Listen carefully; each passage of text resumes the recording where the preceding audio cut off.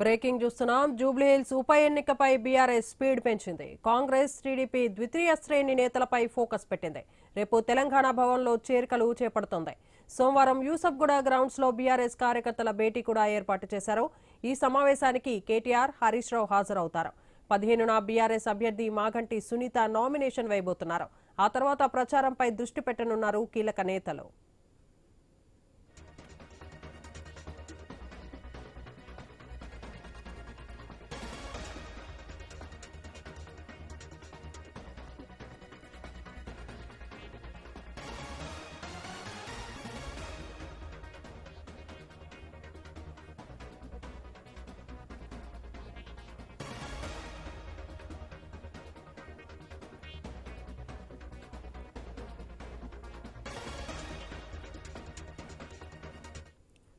జూబ్లీహిల్స్ ఉప ఎన్నికపై BRS speed పెంచింది. Congress TDP ద్వితీయ శ్రేణి నేతలపై ఫోకస్ పెట్టింది. రేపు తెలంగాణ భవన్లో చేరికలు చేపడుతుంది. సోమవారం యూసఫ్గూడ గ్రౌండ్స్ లో బీఆర్ఎస్ కార్యకర్తల భేటీ కూడా ఏర్పాటు చేశారు. ఈ సమావేశానికి కేటీఆర్, హరీష్ రావు హాజరవుతారు. 15న బీఆర్ఎస్ అభ్యర్థి మాగంటి సునీత నామినేషన్ వేయబోతున్నారు. ఆ తర్వాత ప్రచారంపై దృష్టి పెట్టనున్నారు కీలక నేతలు. ఇదే విషయంపై మరింత సమాచారాన్ని మా ప్రతినిధి స్వామి అందిస్తారు. స్వామి, చెప్పండి. బీఆర్ఎస్ పార్టీ జూబ్లీహిల్స్ బైపోల్ పైన ప్రత్యేక దృష్టి పెట్టింది. ఇప్పటికే పార్టీ అధినేత కేసీఆర్ ఆదేశాల మేరకు గ్రౌండ్లో ప్రచారాన్ని ముమ్మరం చేసినటువంటి బీఆర్ఎస్ పార్టీ రేపటి నుంచి ఒకవైపు కాంగ్రెస్, బీజేపీ, టీడీపీకి సంబంధించినటువంటి నేతల్ని బీఆర్ఎస్ పార్టీలోకి ఆహ్వానించడమే లక్ష్యంగా పనిచేస్తున్నారు. రేపు పలువురు నేతలంతా కూడా కేటీఆర్ సమక్షంలో షేక్పేట, యూసఫ్గూడ సంబంధించిన కొంతమంది నేతలు, బీజేపీ నేతలు, కాంగ్రెస్ కలిసిన నేతలంతా కూడా రేపు తెలంగాణ భవన్లో కేటీఆర్ సమక్షంలో బీఆర్ఎస్ పార్టీలో చేరబోతున్నారు. ఆ తర్వాత ఎల్లుండి ఒకవైపు జూబ్లీహిల్స్ నియోజకవర్గం పరిధిలోన్నటువంటి యూసఫ్గూడ పోలీస్ గ్రౌండ్స్లో బీఆర్ఎస్ పార్టీ నియోజకవర్గ స్థాయి కార్యకర్తలతో సమావేశం ఏర్పాటు చేశారు. ఈ సభ కోసం ఇప్పటికే పర్మిషన్ తీసుకున్నారు. ఇటు భారీ స్థాయిలో ఇప్పటికే ప్రచారంలో దూసుకుపోవాలని భావిస్తున్నటువంటి బీఆర్ఎస్ పార్టీ తమ సిట్టింగ్ స్థానాన్ని, తమ హ్యాట్రిక్ ఎమ్మెల్యే మాగంటి గోపీనాథ్ మరణంతో ఖాళీ అయినటువంటి ఈ స్థానాన్ని ఆయన సత్యమణి మాగంటి సునీత గోపీనాథ్కి ఇచ్చారు. ఇప్పటికే ఆమె ప్రచారంలో ఒక డివిజన్ల వారీగా తిరుగుతూ ఉన్నారు. దానికి తోడు అక్కడ నియోజకవర్గాన్ని కూడా పూర్తిస్థాయిగా ఫుల్ ఫోకస్ పెట్టి ప్రచారం చేయాలని ఇప్పటికే పార్టీ పనిచేస్తూ వచ్చింది. మాగంటి గోపీనాథ్ మరణించిన నాటి నుంచి కూడా ఆయన డివిజన్ల వారీగా ఒకవైపు సంతాప సభలు ఏర్పాటు చేశారు. ఆ తర్వాత ఎలక్షన్స్కు సన్నాహక సభలు నిర్వహించారు.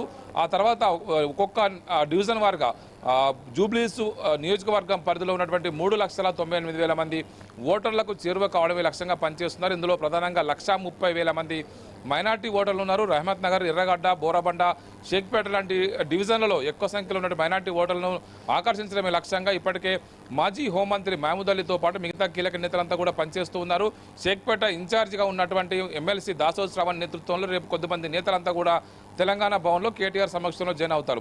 ఆ తర్వాత పోలీస్ గ్రౌండ్లో నిర్వహించినటువంటి పోలీస్ గ్రౌండ్ నిర్వహించినటువంటి ఒకవైపు భారీ సభకు, కార్యకర్తల సన్నాహక సభకు party working president KTR, Harish Rao ఇద్దరు కూడా హాజరవుతారు. కార్యకర్తలు జోష్ నింపడంతో పాటు తమ సిట్టింగ్ స్థానాన్ని గెలుపొందడం కోసం ఖచ్చితంగా ఇది ఒక ప్రత్యేకమైనటువంటి ఏర్పాటు అయితే చేసుకుంటూ ఉన్నారు. వ్యూహాత్మకమైన ప్రచారంతో ముందుకు సాగిపోతూ ఉన్నారు.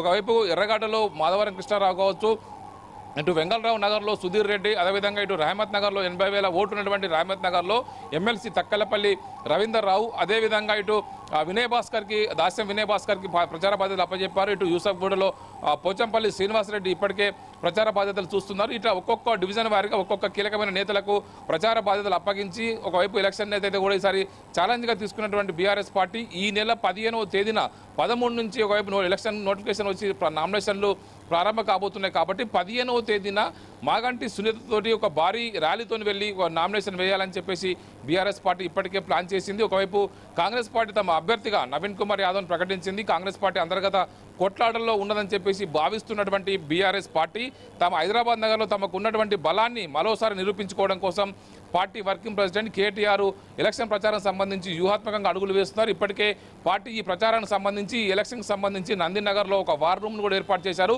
ఈ వార్ రూమ్ నుండి ప్రతిరోజు కూడా ఎలక్షన్ ప్రచార సరళి ఏ విధంగా జరుగుతుంది, ఎక్కడెక్కడ పార్టీకి సంబంధించినటువంటి ఇప్పుడు డివిజన్లలో ప్రతి 100 మంది ఓటర్లకు ఒక ఇన్ఛార్జిని పెట్టి ప్రతి ఓటర్ని పార్టీ నేతలు చేరువ అయ్యే విధంగా ఇప్పటికే ప్లాన్ చేసుకున్నారు. ప్రతి ఓటర్కు సంబంధించిన డీటెయిల్స్ తీసుకొని వారితో వాట్సాప్ గ్రూపులు ఏర్పాటు చేసి వారితో పార్టీ నాయకత్వం ఎప్పటికప్పుడు టచ్లో ఉండే విధంగా గత 10 ఏళ్ల బీఆర్ఎస్ కాలంలో ఏ విధంగా హైదరాబాద్ నగరం అభివృద్ధి జరిగింది, జూబ్లీహిల్స్ నియోజకవర్గంలో ఎలాంటి పనులు జరిగాయి, అక్కడ ఎలాంటి సంక్షేమ కార్యక్రమాలు అందించారు. 3 సార్లు 2014లో, 2018లో, 2023లో గెలిచినటువంటి మాగంటి గోపీనాథ్కు ఉన్నటువంటి మంచి ఆదరణతోటి ఆ నియోజకవర్గంలో అనేక రకాల పనులు చేయడం జరిగింది. ఆయన ఉన్నటువంటి సెంటిమెంట్ ఉపయోగించుకొని మరోసారి గెలువొందాలని చెప్పేసి బీఆర్ఎస్ పార్టీ ప్లాన్ చేస్తుంది.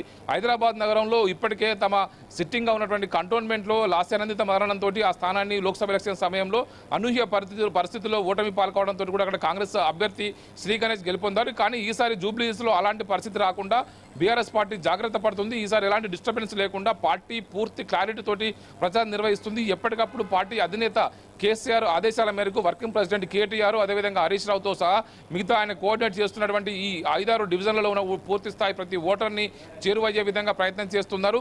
మాగంటి సునీతను గెలిపించుకొని తెలంగాణలో కాంగ్రెస్ పార్టీకి లూగలు చెల్లాయి. ఖచ్చితంగా మరోసారి అధికారంలోకి వచ్చేది బీఆర్ఎస్ పార్టీ అనేది ఒకటి చాటి చెప్పాలని చెప్పేసి బీఆర్ఎస్ పార్టీ ప్రయత్నం చేస్తుంది. అందులో భాగంగానే యూసఫ్గూడలో ఒక భారీ సభనైతే ఏర్పాటు చేస్తున్నారు. దానికి సంబంధించి పోలీస్ గ్రౌండ్స్ ఇప్పటికే తీసుకున్నారు. మొత్తం నియోజకవర్గానికి సంబంధించినటువంటి వేలాది మంది కార్యకర్తలతోటి ఈ సమావేశం నిర్వహించి సక్సెస్ చేసి కార్యకర్తలు నూతన ఉత్తేజంతో ఎలక్షన్ ప్రచారానికి వెళ్లాలని చెప్పేసి భావిస్తున్నారు. ఆ తర్వాత ఒక భారీ ర్యాలీతోటి 15వ తేదీన మాగంటి సునీత గోపీనాథ్ బీఆర్ఎస్ తరఫున ఒకవైపు ఎలక్షన్స్ నామినేషన్ కార్యక్రమానికి ఇప్పటికే అట్టహాసంగా నిర్వహించాలని చెప్పేసి ప్లాన్ చేసి ఇప్పటికే పార్టీ దాన్ని ఎగ్జిక్యూట్ చేయబోతుంది. మొత్తానికైతే అన్ని బీఆర్ఎస్కు సంబంధించినటువంటి క్యాడర్ని కాపాడుకుంటూనే వైరుపక్షంగా ఉన్నటువంటి కాంగ్రెస్ బీజేపీలను వీక్ చేసే విధంగా అక్కడ అసంతృప్తి ఉన్న నేతల్ని బీఆర్ఎస్లోకి చేర్చుకొని రానున్న రోజుల్లో వారికి అవకాశాలు కల్పించే విధంగా ప్లాన్ చేయాలని చెప్పేసి పార్టీ భావించింది. ఇప్పటికే నందినగర్లో ఏర్పాటు చేసినటువంటి వార్ రూమ్ ద్వారా జూబ్లీహిల్స్ బై ఎలక్షన్స్ ప్రచారాన్ని కూడా ఎప్పటికప్పుడు పార్టీ వర్కింగ్ ప్రెసిడెంట్ కేటీఆర్ పరిశీలిస్తున్నారు. దేవిక, రైట్, థ్యాంక్ యూ స్వామి. మరిన్ని డీటెయిల్స్ చూసే